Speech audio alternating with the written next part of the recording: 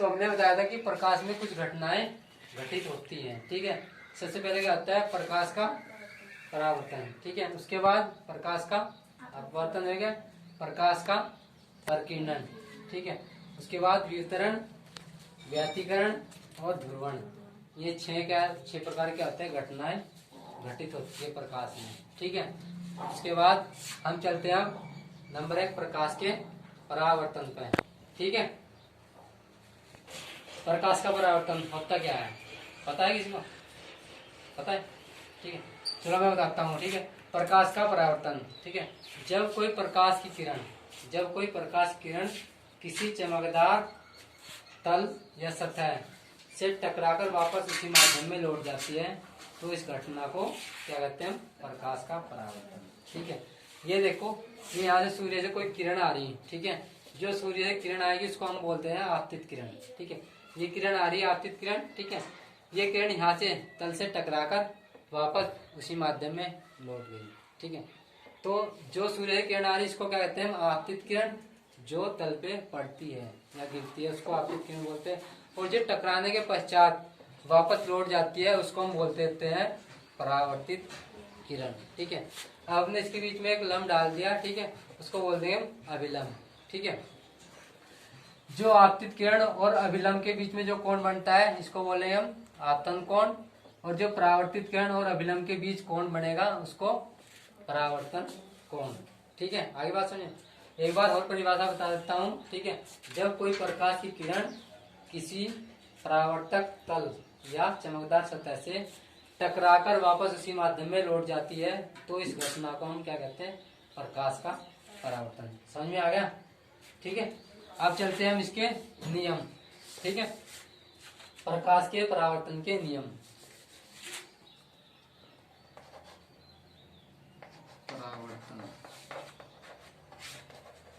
के नियम। ठीक है, दो नियम बताए थे प्रकाश के परावर्तन के, दो नियम है। ठीक है, नंबर 1,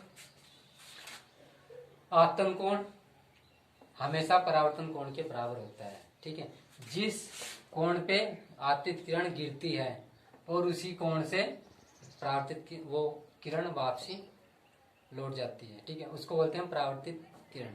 ठीक है, जिस कोण से आपतित किरण गिरेगी उसी कोण से वापस हो जाएगी। ठीक है, तो पहला नियम क्या बताया, आपतन कोण परावर्तन कोण के बराबर होता है। ठीक है, नंबर 2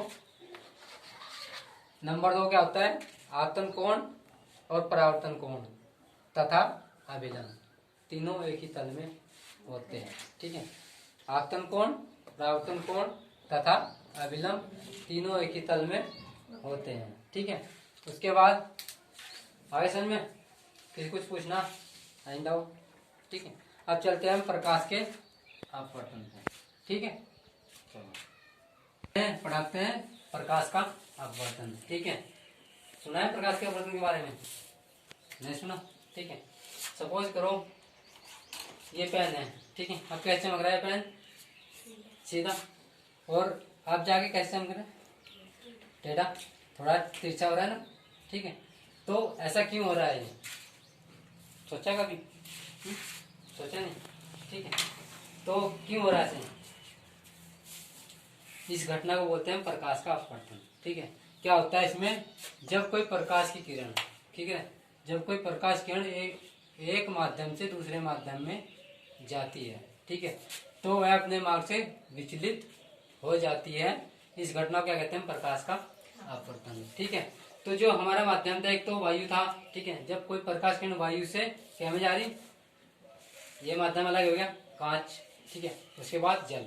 ठीक है, तो जब प्रकाश की किरण वायु से कांच में जाएगी, ठीक है, तो उसकी चाल, प्रकाश की चाल क्या हो जाएगी, घट जाएगी, और उससे क्या होगा, अपने मार्ग से थोड़ी विचलित हो जाएगी। ठीक है, तो इसी कारण हमें क्या चमकता है, वो पेंसिल तिरछी चमकती है। ठीक है, जबकि पेंसिल क्या होती है, सीधी होती है। ठीक है, तो इस घटना को हम क्या कहते हैं, प्रकाश का अपवर्तन। ठीक है, यहाँ पे देखो, ठीक है, ये आपतित किरण है, प्रकाश से किरण है आ रही है। ठीक है, ये होगा हमारा विरल माध्यम और ये होगा हमारा सघन माध्यम।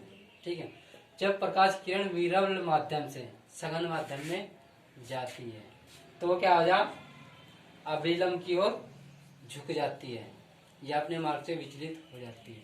ठीक है, तो इस घटना को हम क्या कहते हैं? प्रकाश का अपवर्तन। ठीक है, अब यहाँ पे लिखा है विरल माध्यम और सघन माध्यम। इसका मतलब क्या होता है? ठीक है, विरल माध्यम क्या होता है? क्या होता है विरल माध्यम, पता है? नहीं। ठीक है, विरल माध्यम होता है जो जिसका घनत्व कम होता है। ठीक है, जिसका घनत्व कम होता है। विरल मतलब आसान। ठीक है, और ये होगा सघन माध्यम। सघन माध्यम होता है जिसका घनत्व ज्यादा होता है। ठीक है, अब वायु में आ रहा प्रकाश। ठीक है, तो क्या होगा ये? विरल माध्यम। और कांच है, कांच की डेंसिटी ज्यादा है, इसलिए इसमें चाल क्या हो रही? कम हो रही है। कांच में चाल कम होती है प्रकाश की, जल में भी कम होती है। ठीक है, तो वायु क्या है? एक विरल माध्यम है, और कांच या जल, ठीक है, यह सघन माध्यम हमारा। ठीक है, जब प्रकाश हमारा विरल माध्यम सघन माध्यम में जाएगा, ठीक है, या जाता है, ठीक है, तो वह विलंब की ओर झुक जाता है। ये हमारा विलंब है। ठीक है, इसकी ओर झुक जाएगा। और एक बात और, यदि यहाँ सघन माध्यम हो और यहाँ विरल माध्यम हो, यहाँ सघन माध्यम हो, यहाँ विरल माध्यम हो, ठीक है, सपोज करो प्रकाश किरण सघन माध्यम से विरल माध्यम में आती है। ठीक है, यहाँ सघन माध्यम है, यहाँ विरल है, तो वो क्या करेगी? अविलंब से, इस अविलंब से दूर हट जाएगी। अब तो ये ऐसे झुक रही है अविलंब की ओर, फिर जब आएगी तो वो ऐसे हो जाएगी, ऐसे हो जाएगी। ठीक है, तो अविलंब से क्या हो रही? दूर हट रही। अगर यहाँ पे सघन माध्यम हो ऊपर, ठीक है, और नीचे विरल माध्यम हो। ठीक है, आई बात समझ? अगर विरल माध्यम से सघन माध्यम में जा रही प्रकाश किरण, तो क्या होगा? अविलंब की ओर झुक जाएगी। और अगर सघन माध्यम से विरल माध्यम में जाएगी, तो वह अविलंब